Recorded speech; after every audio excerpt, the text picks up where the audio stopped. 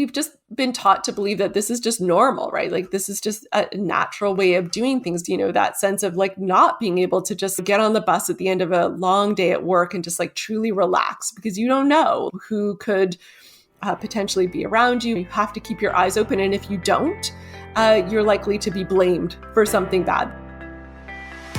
Hello, welcome to The Story of Woman, the podcast exploring what a man-made world looks like when we see it through her eyes. Woman's perspective is missing from our understanding of the world. This podcast is on a mission to change that. I'm your host, Anna Stecklein-Lau, and each episode I'll be speaking with an author about the implications of her absence, how we got here, what still needs to be changed, and how telling her story will improve everyone's next chapter.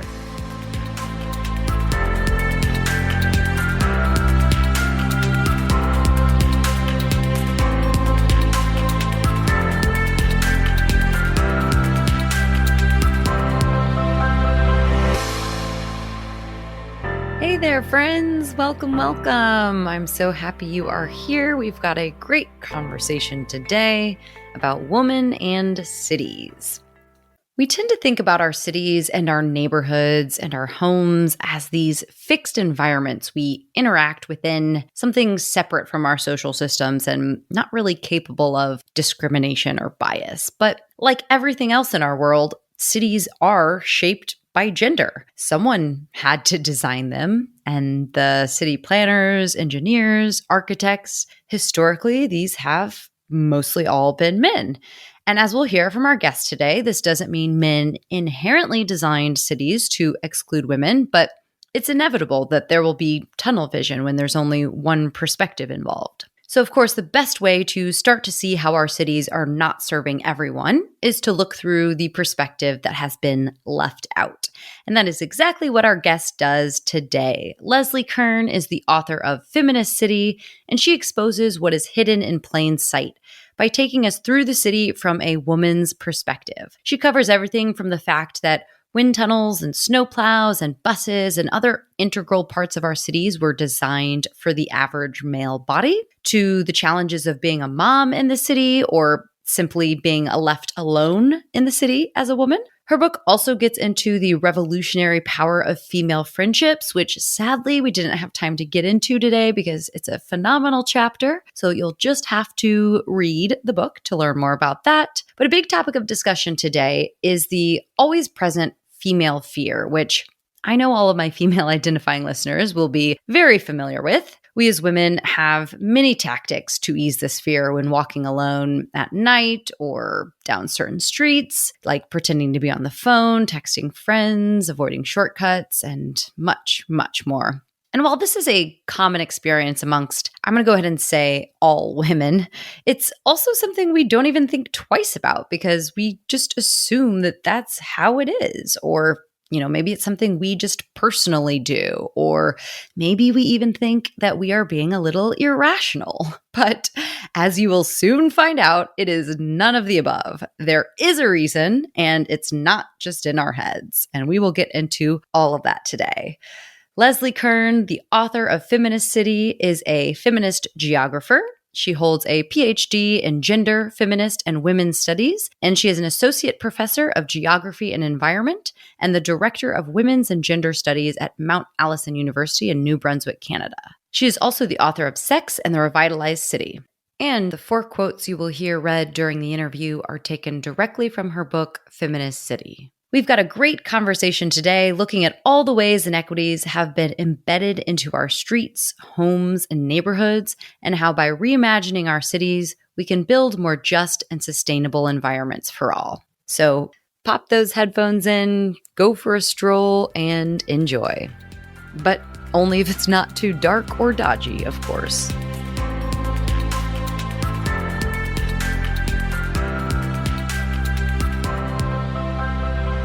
Hello, Leslie. Welcome. Thanks so much for being here. Thank you for having me.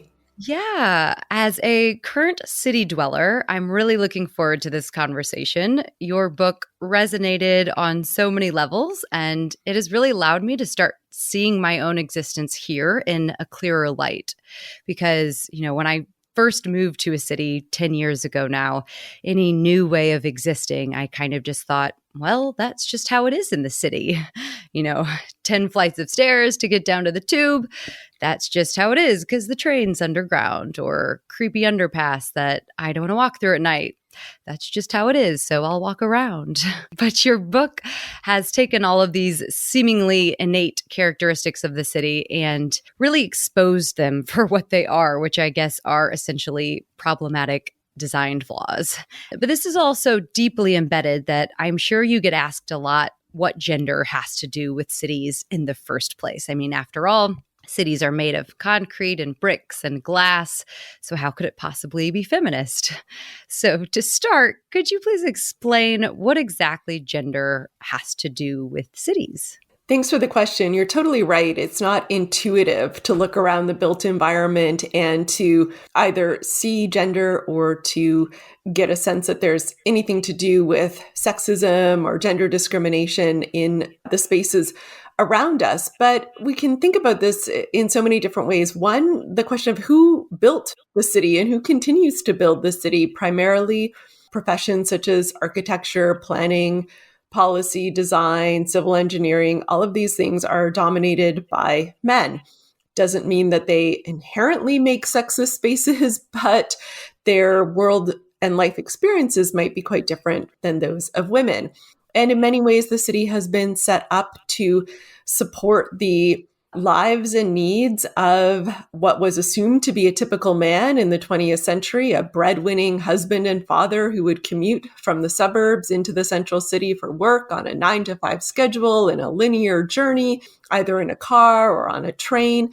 But, women's day-to-day lives don't tend to look like that. And so the city is not set up as well for them as it has been for men. And there's lots of other ways just in which the values of the city tend to reflect what we might call typically masculine values of the economy, of the world of paid work, as opposed to things like care work, which is still predominantly the responsibility of women in many parts of the world. You said the patriarchy is written in stone was a line that I liked from the book, and that became very apparent the more that I read. So I want to get into the implications of all of that. But first, a bit more about your career. You're a feminist geographer, which may be a new concept for some people. Could you tell us what is feminist geography and how important is it to have a geographic perspective on gender? Yeah, feminist geography is a way of looking at the world that tries to understand how ideas about gender in terms of gender roles, gender relations, even gendered bodies come into being in part through the way that they are expressed in human-made environments such as cities. So to me, it's always been like adding a kind of a third dimension to a feminist analysis of sexism, discrimination, and gender inequality more generally. So we could look at law, we could look at education, we can look at pop culture and see lots of examples of ideas about gender and sexism and so on.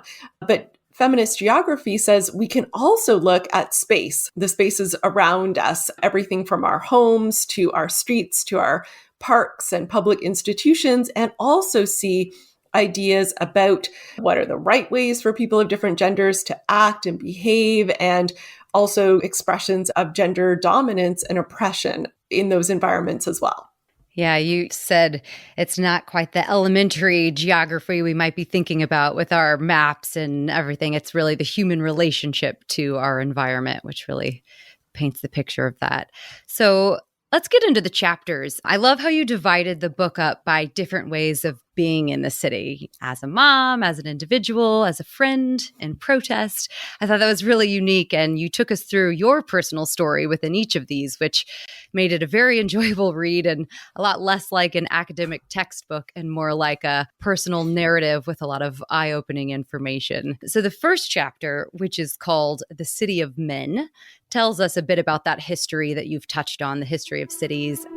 Women still experience the city through a set of barriers, physical, social, economic and symbolic, that shape their daily lives in ways that are deeply, although not only, gendered. Many of these barriers are invisible to men because their own set of experiences means they rarely encounter them. This means that the primary decision makers in cities, who are still mostly men, are making choices about everything from urban economic policy to housing design, school placement to bus seating, policing to snow removal, with no knowledge, let alone concern for, how these decisions affect women. Could you tell us, what is your definition of a city of men? Sure. On a basic level, I'm talking about the city as a place that has been both built by and designed for the lives and comfort and bodies and needs primarily of men, and at the same time has often seen women and women's bodies and women's needs potentially as a problem for the city, something to be solved or contained or maybe even limited in terms of their presence altogether in the city. So historically, when we think about the growth of cities in the global north during the Industrial Revolution, when there was rapid increase in urban populations and people all over the place were wondering, what does this mean for society? One of the things they were really concerned about is, what does it mean for women and for the virtue of women, or at least of certain women? And the fear was that women out in public would either be mistaken for prostitutes, or their virtues and morals would be tested by rubbing shoulders with the working class and immigrants and poor people. And there was this sense that women were so potentially vulnerable and needed some kind of extra control placed around them. So from that, in part, we see the development of the suburbs. And if we fast forward to the 20th century, thinking about the city of men compared to, say, the suburban environment, which was very much, a feminized environment, the place of the home where the post-war homemaker was supposed to be devoting all of her time and energy to the creation of a domestic bliss in the post-war world. So yeah, the city of men is a concept that's trying to encapsulate both a kind of historical trajectory of who the city has been built for and a sense of the general exclusion of women and women's priorities from urban space. And on the actual design of the cities, you had some very fascinating examples from wind tunnels to public transport systems to snow plows to not being able to reach the handles in a public transportation bus or tube or underground. Can you tell us about one of those? Typically, in so many areas of design, not just urban design, but so many areas, an average male body is taken as the standard around which all sorts of designs are made, including things that have to do with human safety and human comfort. So the wind tunnel example came from a set of City of Toronto guidelines around how much wind force was acceptable for pedestrians to experience when, new buildings go up and they create a wind tunnel effect. And of course, that acceptable wind force was calculated based on what would be comfortable for an average adult male body, which is not something, first of all, that every man is going to conform to, but certainly many women won't. Of course, children won't. Maybe senior citizens won't. People with disabilities won't. So a huge range of people are really excluded, and yet we still continue to think of that body as the norm and everybody else as the exception that we don't really need to pay attention to. And the irony as well is the universal standard could actually be the niche, because men would make up the minority if you look at a cumulative of women, people of color, poor people, seniors, people with disabilities, and everyone else, all those quote unquote niche groups. Absolutely. So yeah, I like to think that if we started from the perspective of, the true majority of people, which would include many who identify as men as well, then we might have a very different picture of what the norm should be or who should be placed at the center when we come up with various designs. So the second chapter is called The City of Moms. It seems pretty obvious that if cities were designed for a quote unquote standard male body, they most certainly were not designed for the bodies of pregnant people. You say that your pregnancy and motherhood made the gendered city visible to you in high definition. Can you tell us about that experience and what it means to be a mom in the city? Sure. I certainly wasn't ignorant of sexism and gendered realities of city life prior to that. The experience of being catcalled on the city streets will remind you very quickly of gender imbalances. But when I was pregnant and then when I had my daughter and she was an infant, suddenly it was more than just like rude people in the urban environment. It was the physical infrastructure itself was suddenly a barrier that I had never experienced before as an able-bodied young person. It was very difficult just moving through the city with a stroller, finding places to sit, places to change a baby, places to nurse a baby.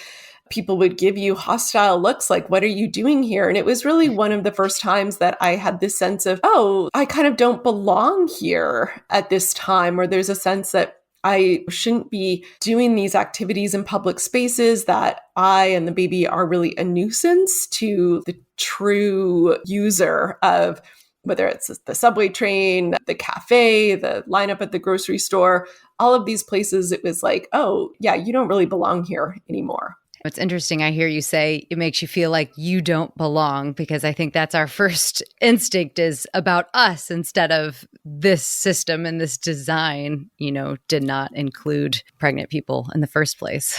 Exactly. It's almost as if it's just assumed that somehow parents with children don't need access to public transportation, don't need space on sidewalks. And again, it just kind of shows maybe the blinkered visions that have often been at the heart of design of so many urban spaces and systems. So you made a really important point that the lack of public infrastructure for care work deepens inequality among women as we participate in multiple layers of exploitation just to keep ourselves afloat. I think this is a really important point and something that needs to be talked about more. So can you elaborate on that and describe these multiple layers of exploitation? Given that there still is this gendered imbalance in terms of responsibilities for care work, like taking care of the home, childcare, elder care, and even community labor, if you will, the solution has not apparently been to either equally distribute that amongst men and women, or even better, in my opinion, to truly collectivize it as a society. What has more often happened is that we kind of download that responsibility onto a poorly paid workforce, largely comprised of women, but also racial minorities, recent immigrants, and so on, to do the work of childcare, of cleaning, of preparing meals, of laundering clothes, all these sorts of things that take up a great deal of time for many women. And so that's what I mean by these kind of layers of exploitation, because we haven't really publicly solved or truly tried to solve the care work dilemma. It just means that we are shifting the responsibility for it in ways that are not really truly liberatory for most women. They kind of allow some women at the top to like climb up a little further on a particular ladder, but they're not really lifting up the women who are kind of at the bottom of that pyramid. Yeah, I think that that's crucial point to include in these conversations so that the responsibilities don't just get shifted to other women. For sure. And you acknowledge your own limitations as a white middle-class person, and that your expertise is rooted in global North cities and Western bodies of research.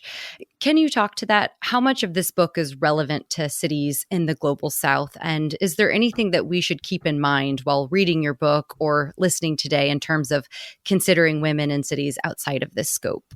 Yeah, absolutely. Some of the things that I think are, if not universal, kind of close to being universal concerns, things like public transportation. Women all over the world report high levels of harassment and even sexual assault on public transportation, a lack of accessibility, a lack of kind of child-friendly access to public transportation. This is very common around the world. And certainly issues of safety in public are also quite common. So I think there's a lot of space for solidarity there.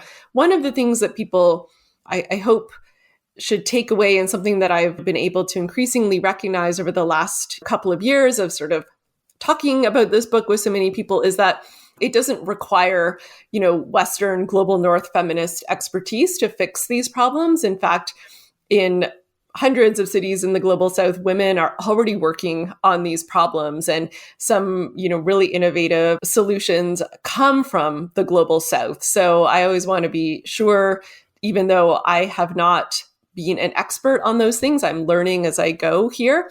to make sure that it doesn't seem like, oh, only in the global north can we innovate or truly address these issues, when actually so much of the activism and policy making is coming from the global south, and we would do well to pay more attention to it than we typically do. Do you have any examples of some things that have come out from the global south? Sure. The app that's called Safety Pin, which is gaining global attention, is an app that was created by an Indian woman, and it's meant to allow women to kind of report incidents of harassment or fear around the city. And the idea is to kind of create an accessible database and to sort of empower women to feel like they can take back some control of the streets and public space. So, it started out as kind of a local intervention, but it's available in many places now. And the creator of the app speaks about it internationally and so on. And this is one example that comes to mind. Oh, very cool. I'll have to check that out after this. You touched on this a bit in the beginning, but I'm curious if you have anything else specifically to add about the suburban lifestyle and how we see those gendered effects of the past still lingering in today. As a person born and raised in the suburbs, this rang quite true in terms of my experience and what I've seen there. So how do we see that play out today in the design? Yeah, I'm with you. I was also raised in the suburbs. And even though we might think that a lot has changed in terms of families and gender norms since the 50s and 60s, and many things have, our built environments kind of outlast some of our social norms, right? And so we're stuck with them for a long time. And the suburbs are a good example of this, built with that idea of a gender division of labor, of the male worker leaving the home and the woman staying at home to take care of the house and children. And we see today that this remains a constraint in that the suburbs are less connected to public transportation. They are less integrated in terms of different uses. It's further to travel to school and then to work and then to the grocery store than urban environments where things tend to be in closer proximity to one another. So it makes juggling the demands of paid work, which the majority of women do outside or inside the home, as well as unpaid work, extra difficult. Urban environments are not perfect for that, but they are sort of one way that women have tried to kind of solve for that problem by literally bringing all of those things closer together, which works for some women, not for everybody. But the suburbs still remain this environment that just creates this kind of friction where even if you want to be, a modern egalitarian family, you may find that actually it doesn't work that well for both parents to have full-time jobs outside of the home and still try to take care of all of the domestic responsibilities of family life. A feminist city must be one where barriers, physical and social, are dismantled, where all bodies are welcomed and accommodated. A feminist city must be care-centred, not because women should remain largely responsible for care work, but because the city has the potential to spread care work more evenly. A feminist city must look to the creative tools that women have always used to support one another and find ways to build that support into the very fabric of the urban world. As you pointed out, it's obviously no secret that the COVID-19 pandemic has really brought into light how badly we've neglected care infrastructures and how much we rely on the and underpaid labor of feminized and racialized workforces to patch the gaps. We've been hearing about the decades of progress being rolled back, and some people are even calling it a she-cession. So from your perspective, how has the pandemic shed light on this problem? And how can the design of our cities, the buildings, public spaces, transportation, how can all of this play a part as we move into the recovery phase? Well, I think the pandemic has shed light on it in that many people were, I think, quite frankly, shocked at the extent to which even temporary school shutdowns and so on led to this massive ripple effect of either burnout for women or forced resignation from their paid work, showing that this balance, the ability for women to work outside of the home and to handle those domestic responsibilities was a really fragile balance. And when something in the system changed and changed as quickly as it did, the whole thing started to fall apart for many people. So there was this kind of collective realization maybe of like, oh yeah, we've been really just holding this together with like hope and bubblegum for a really long time. What it's kind of forced me to think more about as a feminist geographer, as someone who's interested in cities, is not just the question of like, okay, so how do you get men to do more stuff around the house? Like, yes, that needs to happen. And for any men listening, please do more. You can always do more. But it's not just about, the heterosexual marriage and the heterosexual household is not just like this war of the sexes. It's actually a collective societal problem. And from an urban perspective, we might ask questions like, how can we use space differently, right? Like, how can we not hide all of this care work away in the private space of the home, make it the responsibility of individuals?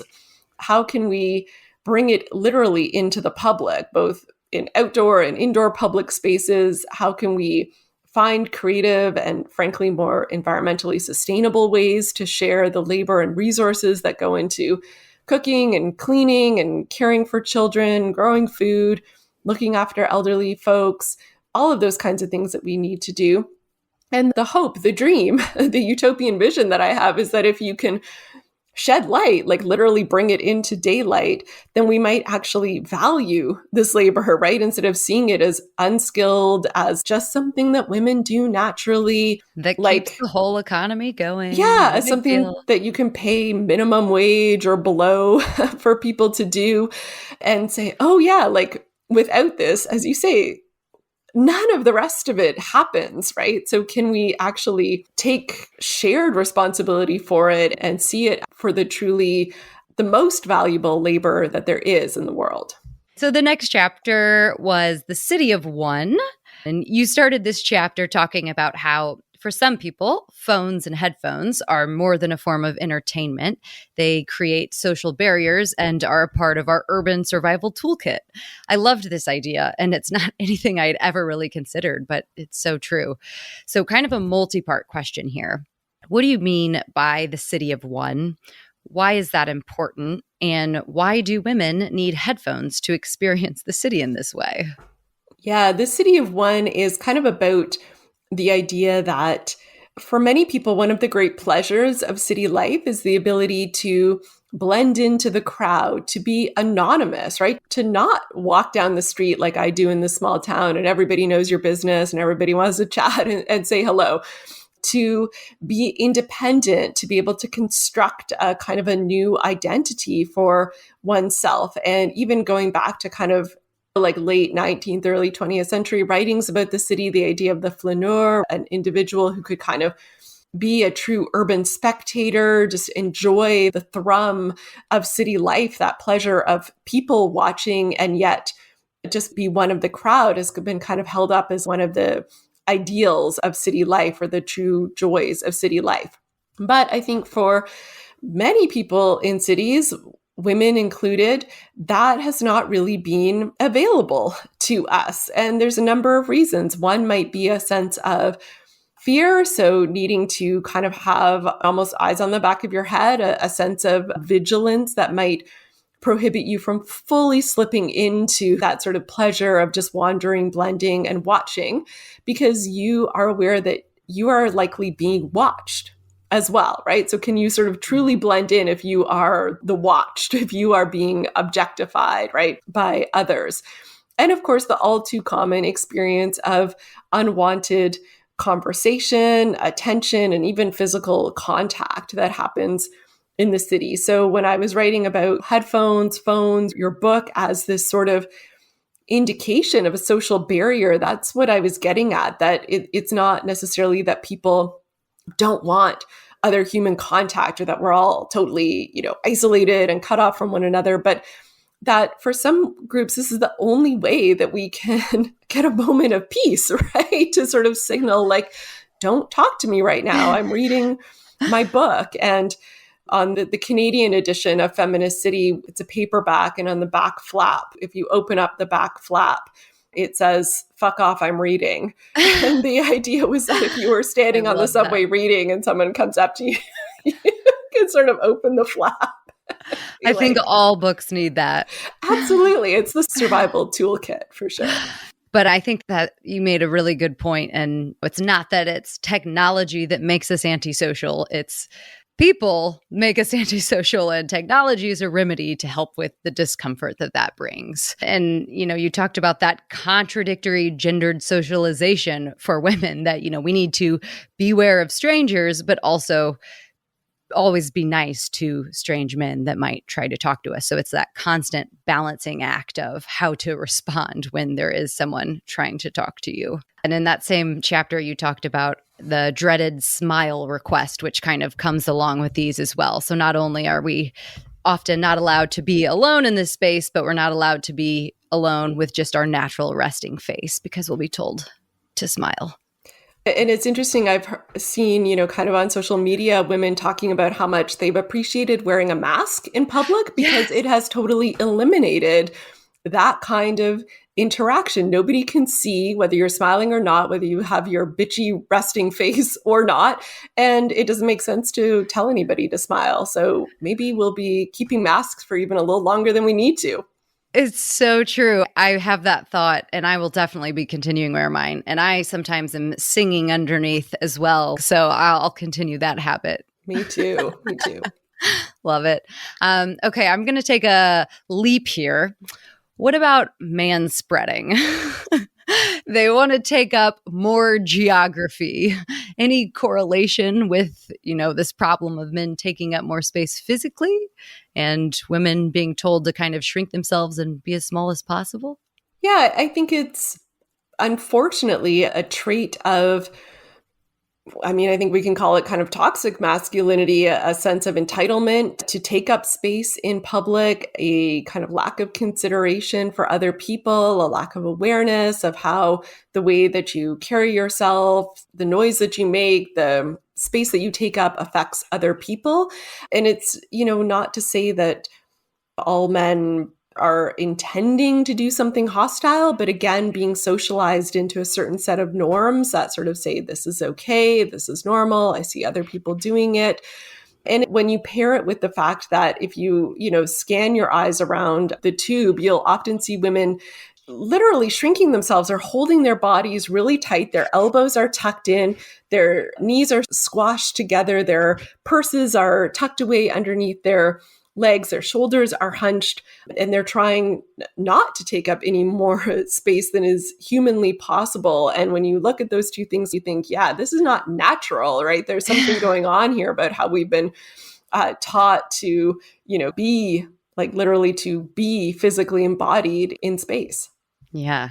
So one last question with the city of one and being able to be a flaneur and be alone in the city. How does this play out for Black and Indigenous people and people of color? Yeah, I think it plays out often in very dangerous and sometimes potentially fatal ways, in that always being marked as different, always having people question your legitimate presence in space, the association of people of color with criminality. So the assumption that simply by existing in a space, you may already be doing something wrong. The regularity with which people call the police for simply the presence of Black, Indigenous, or people of color in public spaces. And we know that that often leads to violent or fatal encounters. So there's a real risk, a real genuine safety risk, simply again for existing in public, right? And we, hear people talk about walking while Black, driving while Black, right? And these represent that you're doing a totally banal, everyday experience that many people, if you are white-skinned, don't think twice about, right? And it would be a shock to be stopped by the police. Mm-hmm. But for other folks, it's like, you just know that when you leave your house, it's just a rite of passage. It's just something that's going to happen on a regular basis. So yeah, that inability again to ever blend in is, I think, part of the experience of being, a racialized person in so many places. I think you summed it up best with this sentence. I'll just read it. You said, "The extent to which anyone can simply be in an urban space tells us a lot about who has power, who feels their right to the city is a natural entitlement and who will always be considered out of place. Fear of crime surveys ask participants about who they fear, and for women, the answer is always men. But since we have very little control over the presence of men in our environments and can't function in a state of constant fright, we displace some of our fear into spaces. City streets, alleyways, subway platforms, darkened sidewalks. These spaces populate our personal mental maps of safety and fear. The map is a living collage with images, words and emotions layered over our neighbourhoods and travel routes. These layers come from personal experience of danger and harassment, but also media, rumours, urban myth, and the good old common sense that saturates any culture. The map shifts from day to night, weekday to weekend, season to season. The map is dynamic. One uncomfortable or scary moment can change it forever. The next chapter to discuss was called The City of Fear. And this was my personal favorite chapter, not because I enjoy the idea of women living in fear, but because it felt very validating in so many ways. This is something that is just standard for every woman I know, and we talk about it a lot. And, I've said in the past that I feel like we need a name for this problem because it can feel so abstract, even though it is very real and very ubiquitous with the female experience. So can you tell us what you have called the female fear? And are we just born with it? Or how has it seeped into every one of our consciousnesses? Or are women just being irrational? Well, I think you're probably hinting that I'm likely not going to say that women are irrational, but unfortunately, that is one of the explanations that's been put out there for this idea that women are like innately or overly fearful of particularly strangers and public spaces. So when I talk about the female fear, it's what sociologists and criminologists have described as this kind of pernicious phenomenon where when they do their fear of crime surveys and so on, women will typically report higher levels of fear of crime. And that fear of crime literally kind of takes place in public environments with strangers, even though I think, as many of us know, women are much more likely to experience violence in the home or simply from somebody that they know than they are to experience it from strangers. So this is a conundrum, right? Like, are women being irrational because they're not properly kind of locating where the true danger to their persons are? Well, no. So then why, right? Why is this? I mean, we love to just blame it on, I don't know, the hysterical uterus or something, but I think there's a much more obvious explanation, which is the socialization aspect that we've touched on a few times in this conversation. The way in which people are taught at very young ages the ways to be that are in line with assumptions about their gender. And one of the common female gendered socialization is to fear strangers, to fear men, and to fear being out in public. This is taught to us from young age as children. I think it kind of probably for many women gets really reinforced in puberty when there's a sudden sense of, okay, now you are vulnerable because you are developing into a sexually mature adult. And so there's that danger as well. But we also see it in so much of our popular culture, right? Whether it's all of the cop shows that we love to watch, like our Law and Order, SVU, always or Criminal Minds. Yeah, even the true crime podcast boom that we have right now. And, I'm not kind of panning this. I participate in partaking of this culture as well. But it's every season, the extent to which horrible violent crimes have to happen to women to kind of keep the interest happening, it kind of reinforces this idea that there are serial killers around every corner, that the greatest danger to women is, going to be out there in the park at night rather than, unfortunately, at home with your husband, which is sadly where the greatest danger lies.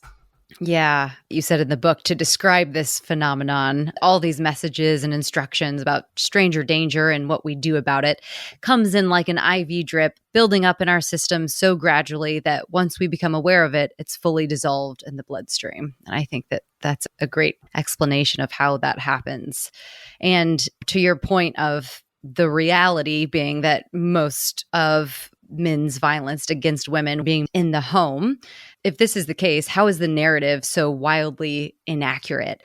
Well, at the risk of sounding like a conspiracy theorist, I think the reason why that narrative is so wildly inaccurate is because we need to kind of continue to uphold the status quo of the heterosexual family. And part of the reason for that is, like we discussed earlier, the need for women to do all of this unpaid care labor in the home. And if we totally broke free from that form, if we decided, nope, no more heterosexual marriage, no more single family home, the entire system would just crumble, right? It would just not function as it is. So we have to kind of keep selling women on the idea that safety and security comes from marriage, comes from partnering with a man, when unfortunately, for so many women, the exact opposite is true. I think in some cases, we continue to maybe overly focus on safety in public spaces. Not that there shouldn't be a focus on it, but it's kind of assumed to be like, okay, cities will address the problem of lighting and sight lines and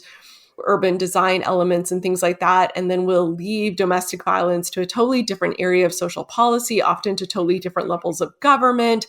And we kind of won't connect the two problems together in terms of how we might imagine solutions to that. Partly, I like to think about, what are alternatives to the single family home and the household and the family as we know it today? And can we continue to expand those options so that people don't feel like this is the only path, right? The only way to live. And what might that do to kind of break the hold of domestic violence over so many people? I think it's just mad how much of a toll this kind of violence takes on the economy, for living in a capitalist society that is so driven by economic productivity.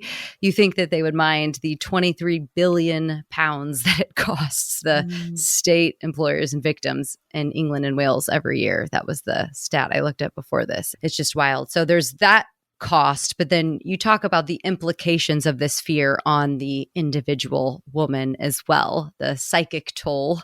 Can you tell us a bit about that? Yeah, it's that burden of all of those seemingly little things that we take on a day-to-day basis, double checking that your phone is charged, that you have money for a cab, that you have told somebody where you're going if you're leaving the house at night, that you've planned for friends to text you in the middle of your date to make sure that you're okay, that you plan to text one another when you get home, that you look up ahead of time the routes that you're going to travel, you memorize bus schedules, you avoid shortcuts. We could just go on and on and on. You think about the way that you're dressed, you think about who you'll be with or won't be with. We've just been taught to believe that this is just normal, right? This is just a natural way of doing things. But when you really start to list them all out, and again, so many women are like, oh yeah, I just thought that was normal. That was just me, or that was just what, no, this is basically the rules that we've been taught to live under. And I think the psychic toll is just this low grade kind of stress that exists, that sense of not being able to just get on the bus at the end of a long day at work and just truly relax, because you don't know who could potentially be around you. You have to keep your eyes open. And if you don't, you're likely to be blamed for something bad that would happen. Oh, she fell asleep she got off at the wrong stop. Oh, she, whatever it might be, it's going to be your fault if you weren't extra vigilant. Exactly. And that's why, I sometimes wonder, do we do all of this policing of ourselves because we think it actually works, or just to cover our asses for if anything actually does happen, that we can say, well, I did everything right and it still happened, even though, to your point, that won't matter. There'll be something else.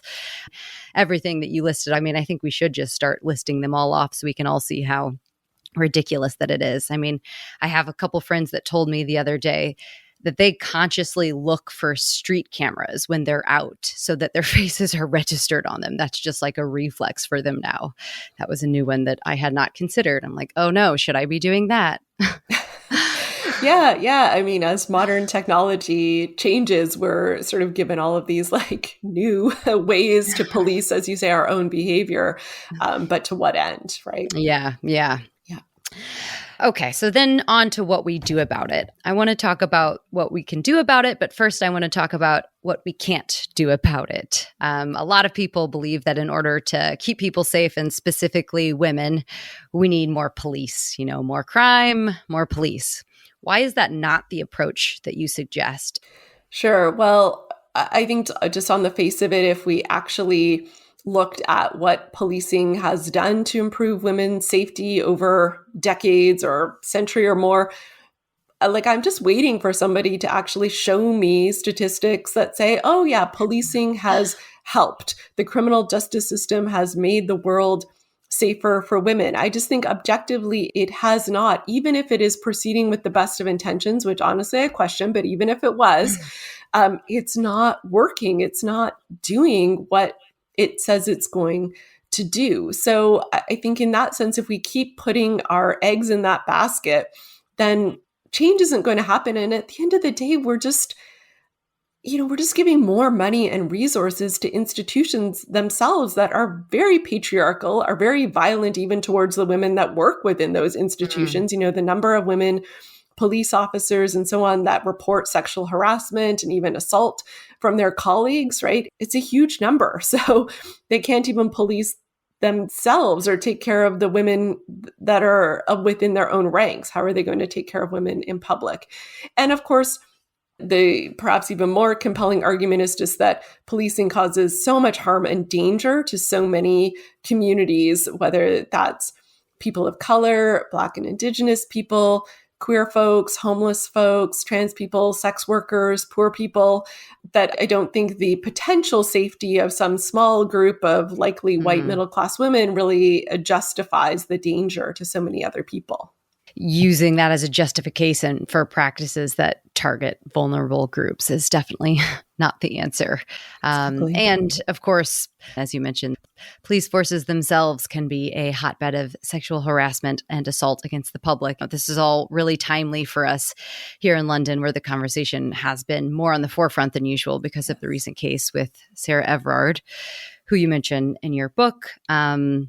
Maybe I'll just give a quick background for any of those who don't know her story. She was a 33-year-old woman who was walking home from a friend's. She was falsely arrested by an off-duty police officer who showed her his police ID, told her she was breaking COVID curfew, handcuffed her, put her in his car, and then drove her off to a field where he raped and murdered her. And, this is just, it's so evident how pervasive the culture is, because this police officer who, was a police officer despite the Met trying very hard to distance themselves from him. He had been reported for multiple indecent exposure events, one of which was just days before Sarah was murdered. And he was literally nicknamed the rapist by his colleagues and was known for making his female colleagues uncomfortable. And yet it seems that it's on women to fix the problem. The Met and the government are doing nothing to address the culture and the systemic issues, and instead are doling out advice for what women can do. Have you seen any of the advice that they're giving to women? Oh, yeah. The senior officer who said you should, question any officer who approaches and tries to arrest you. You should ask them to call another police officer to verify their. I mean, can you imagine being, for example, a Black woman on the street? Even for a white woman, I think you would, quickly test somebody's patience, right? But the obliviousness to the power imbalances there is stunning. Yeah, it really is. It's, again, don't fix the system, fix the women. They said you can, this is in quotes, shout or wave a bus down if you don't trust the male officer. Oh, okay. Sure. Yeah. I know how those London buses roll through the streets. They're not Right? stopping. They barely stop for you at the Yeah. stop, let alone Yeah. like, Yeah. Not at a stop. no. And then the officer is just going to stand there and let you do that, of course. But then also, this got a lot of attention because it was terribly gruesome, but also because she was white and middle class. And as you point out, all too often these victims are ignored because they're Black, Indigenous, or trans women, which was a case in point with another London case of Sabina Nessa, who was a woman of color who was murdered like 6 months after. And the media coverage was vastly different. So, about what we can do about it then. Firstly, on an individual level, you've said that we've essentially given the same advice to women for 150 years about what she can do, except for now we're saying, well, also carry your phone. And that instead we should flip the script and stop asking what women can do and start asking what men can do. So, what can men do, Leslie? Do you have any thoughts on that? Yeah, I mean, to start with, men can learn. First of all, I think many men are oblivious to, all of those things that women do on a day-to-day basis to attempt to look after their own safety. So maybe learn about that, talk to the women in your life about kind of what it's like for them, try to step into their shoes for a moment, right? To recognize that what they're doing is not irrational, but is built upon lifetimes of socialization and so on. And then think about what can you do to change your behavior. There's likely things that many men do that they think are very innocuous, whether it's telling someone to smile, speaking to them when they're wearing headphones or not wearing headphones. Maybe just pay attention to your own behavior throughout the day and think about in what ways am I acting that might be making somebody else uncomfortable here.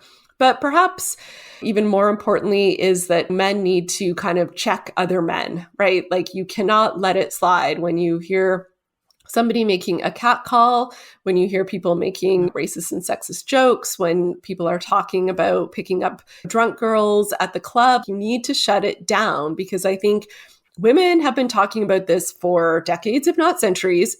You're not listening to us, right? Maybe you'll listen to each other. So if you're not kind of stepping up and doing that work, then even if you are quote unquote a good guy, I think you're still part of the problem if you're allowing the culture to just make its toxic way downstream for the next generation.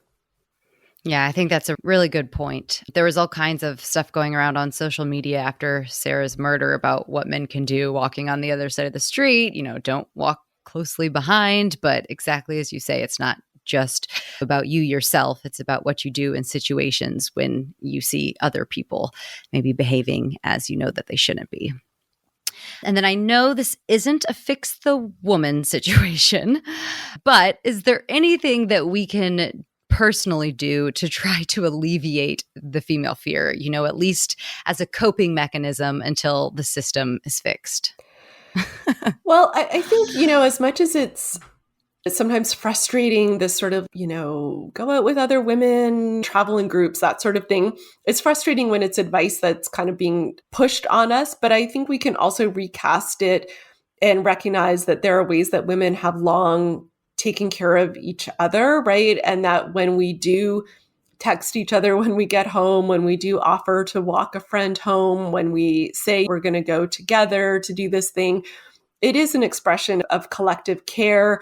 It's a way that we look out for one another, given the knowledge that we know that actually maybe the police are not really going to be there to help us, or that we can't rely on strangers to look out for one another. So I think one thing that women can do is, take care of your friends, even take care of strangers, maybe participate in learning about bystander intervention and things that you might be able to do should you witness something happening that you think is problematic. So let's not discard those things that I think women have been doing for so long just because they sometimes come with this like patriarchal baggage, but can see some of them as actually empowering things that we do for one another that are kind of outside the system of what we've been told to do. Yeah. And I guess you think that this can also be applied to women everywhere, suburbs, elsewhere. You have the empty gas stations or parking lots. Is there a suburb version of the female fear? Do you think all of this kind of applies? Outside as well? Yeah, I mean, probably even worse in those sorts of environments, because one of the things that makes people feel safer is when there are other people around, when there are open businesses, when there's traffic going by, when there's a sense of liveliness to the street. So suburban environments and so on can be even more frightening. I'm not entirely sure what the immediate solution is, except to keep thinking about building more mixed use environments, integrating residential and commercial spaces, having more public transportation through those neighborhoods. These would be at least a few steps that could be taken in those areas. And now for Men Are Losers Too. In gender inequality, of course. These are not women's issues. These are everyone's issues. Because as long as women are held back from their full potential, so are we all. So we've talked a little bit about this throughout, and we know it's not just a woman's issue, but society as a whole gets to benefit when women are allowed to participate fully. So why is including men in this conversation important, and what do they stand to gain in a more feminist city? Sure. Well, I think that men's lives in many ways are constrained by the ideals of toxic masculinity or traditional masculinity that don't allow them to really fully express themselves as human beings in terms of their emotions, their desires, their sexuality, their caregiving capabilities. All of these things are kind of shuttered and pushed aside under traditional ideas of what it means to be a man. So I think opening that up is of benefit to men, being able to more like fully participate in all of the ways of being human without being so limited, I think would be a good thing for many. And of course, recognizing that not all men experience all of these forms of privilege, right? And there are many men who experience forms of violence and discrimination and inequality in urban life. And a lot of the things that we're talking about creating generally more safer cities, more affordable cities, more accessible cities, will be of benefit to many men as well. The feminist city doesn't need a blueprint to make it real. I don't want a feminist super planner to tear everything down and start again. But once we begin to see how the city is set up to sustain a particular way of organising society, across gender, race, sexuality and more, we can start to look for new possibilities. There are different ways of using the urban spaces we have. There are endless options for creating alternative spaces. There are little feminist cities sprouting up in neighbourhoods all over the place. If we can only learn to recognise and nurture them.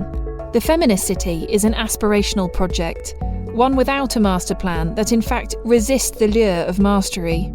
The Feminist City is an ongoing experiment in living differently, living better, and living more justly in an urban world. For the city of possibilities and the alternatives, what does a feminist city look like? And do you have any examples of what other cities are doing well? Yeah, I think one of the primary values that a feminist city would express would be this acknowledgement of the importance of caregiving work and of not only making, women's lives easier, but actually trying to figure out ways to share and collectivize that work.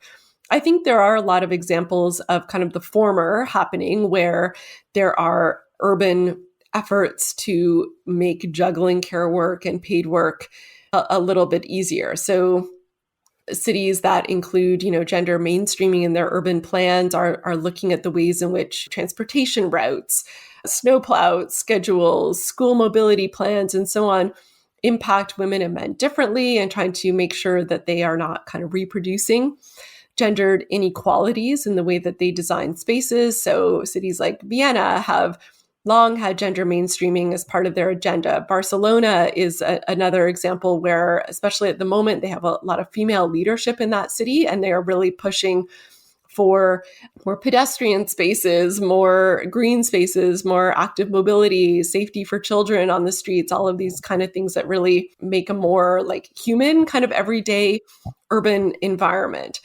In terms of going that step further and figuring out how do we really like collectivize this labor, I'm not sure that there's a ton of that that's coming from the top, if you will. I think that's more coming at the community level. If we look at mutual aid organizations and so on that are really about trying to create networks of care that are not dependent on the state or charity or things like that, and are not assuming that there are some people who are needy and some people who are not, but that we all need care. We all have things to offer.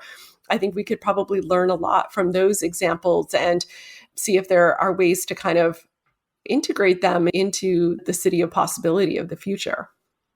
The city of possibility. I love that. So are there any really easy and maybe more affordable things that cities can do or take as a first action? I never thought I would be talking so much about restrooms when I wrote this book, but it comes up again and again. And I do think, it's not free to provide public restrooms. I realize that.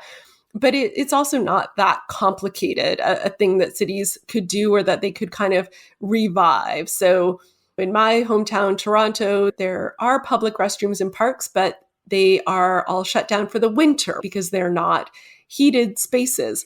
So what could we do to change that, right? To make kind of a year-round accessibility? What would make those spaces safer? What would keep them cleaner, right? This does require some investment, but it doesn't require bulldozers and decades of construction and $1 trillion infrastructure bill, right? It just requires a little bit more in the budget of already $1 billion city budget. Like, maybe take a little from the police and put it into public restrooms. Yeah. That's just one idea, right? And something that would make a big difference, not just for women, but during COVID, we've been told, go outside and socialize. Oh, sure, until you need the bathroom, right? And then what are you going to do?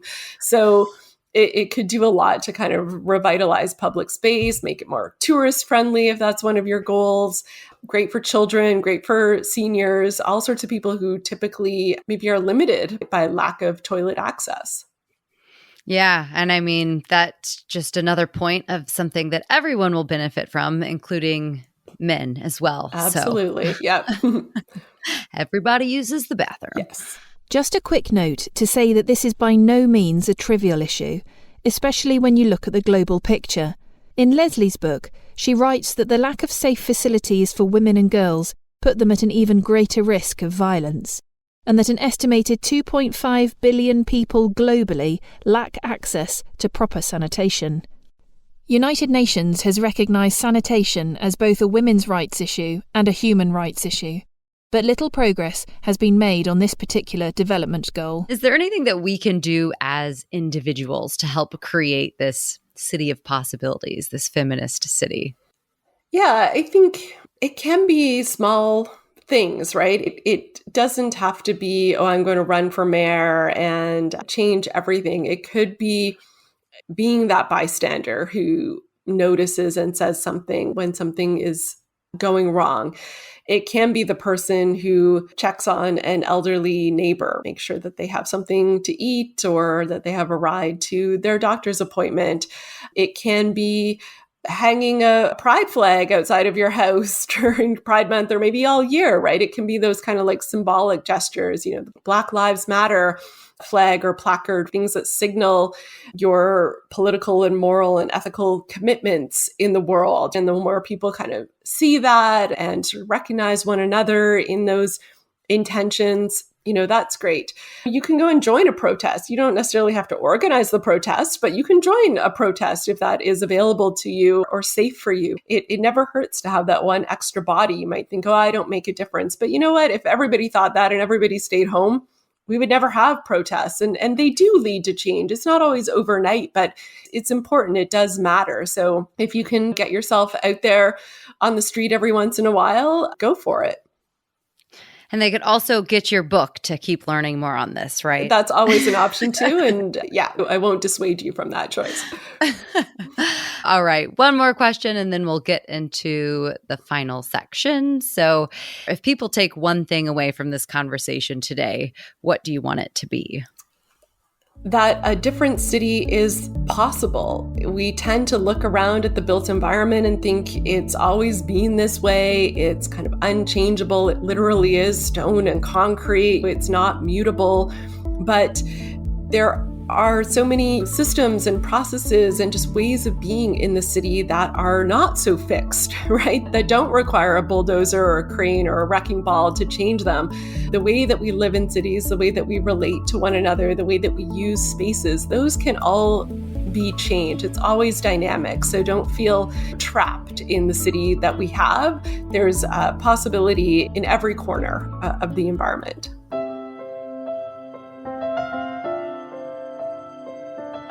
And now for Your Story, the part where you are invited to reflect on this story as it relates to your own life. Think about it, write about it, talk about it, and if you wish, share with the community. Whether or not you are listening in real time, if you send in your thoughts, experiences, questions and recommendations, they may be included in a future listener-led episode. There is a link in the show notes, or revisit the Your Story episode to learn more. Remember, no matter your story, you are not alone in your experience, and there is power in our collective realisation of this. All right. So as listeners come away from this hour with you, are there any questions that you want to put forth to them? What can they pay attention to as they go about their lives? Are there ways they can reflect on their own experiences or ideas or organizations that you would like to hear more about? Definitely. I think people could start the kind of practice of noticing things a little bit differently. So they might ask themselves, what experiences have you had that have maybe led you to question whether you truly belong in a space? Have you ever been made to feel like you don't belong? In what ways have you had to improvise to make the city work for you? So that might mean like, I had to turn a bench into a changing table for my baby, right? We sometimes have to work around the barriers of the city. So that's always an interesting thing to think about, right? What ways do you challenge the built environment as it is? Maybe I would always be interested to know what changes to the built environment, big changes or little changes, do people think would make the biggest difference in their day-to-day life? Maybe it would be getting rid of the stairs outside the public library, or maybe it would be a totally free and fully accessible public transportation system. But what in your life or in your city would change that would actually make your day-to-day life easier, safer, more affordable, anything like that? Feminism was established so as to allow unattractive women easier access to the mainstream. Bitter, nasty, ugly, man-hating, empty horror show. Lesbianic sort of feminism. Which is what feminazism was essentially all about. And now for The Feminism Gets a Bad Rap Because the Narrative Has Been Just a Bit One-Sided corner. Leslie Kern, what does feminism mean to you? Well, I'm going to borrow a bit from bell hooks and say that to me it means an ongoing intersectional movement toward the end of gender and other hierarchies. What is one of your earliest feminist memories, or a time when you realized the world didn't treat girls and boys the same? Well, I recall that I wrote a college admissions essay that was called something like God Must Be a Man, where I argued that only a man would create such an unequal world. And what is the story of woman to you? I would say it's a story of struggle and perseverance, but also kind of collective wisdom and care. Love it. And a few more. What are you reading right now? I'm reading a psychological mystery called Blue Monday by Nikki French. Ooh, intriguing. All-time favorite book? Well, it's hard to choose a favorite, but a book that I've read many times and probably will read many times again is Written on the Body by Jeanette Winterson. Ooh, I'm going to have to look that one up. These will all be in the show notes as well, by the way. Who should I make sure to have on the podcast? And it's okay to be aspirational. Oh, great question. Well, I read her book earlier this year, Feminism Interrupted by Lola Olufemi.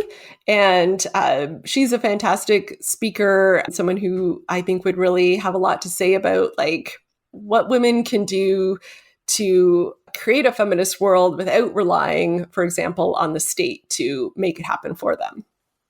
I think that's a sign because I bought that book on Saturday. So there you go. Yeah, it's a great read. Well, I'm coming for you.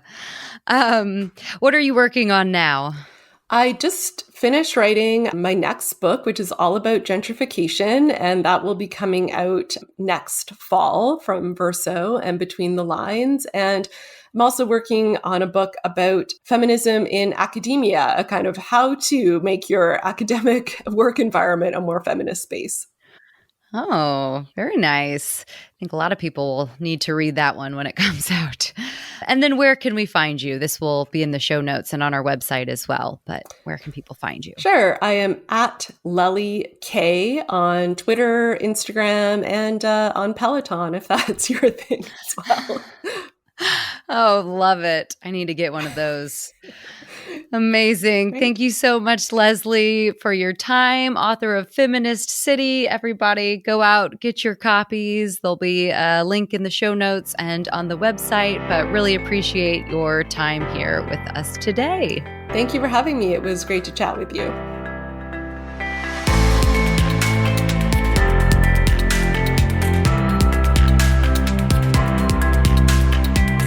Thanks for listening. The Story of Woman is a one-woman operation with some editing help from Claire Mansell and voiceovers done by Jenny Sedborough.